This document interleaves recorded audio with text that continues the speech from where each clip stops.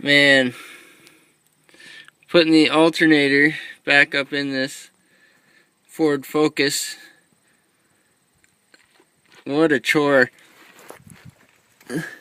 You have to unbolt this motor mount and literally swing the motor ahead so this axle will clear to get it out past the steering rack. Isn't that a friggin' chore? And there's all these friggin' shields. There's a shield here, and there's an extension on the shield, and there's up top you gotta undo the friggin' power steering reservoir and a bunch of other junk.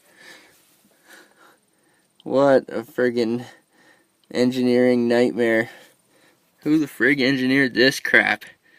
Oh, by the way, you gotta take the motor out, or you gotta move the engine to take the fucking alternator out. Oh my goodness.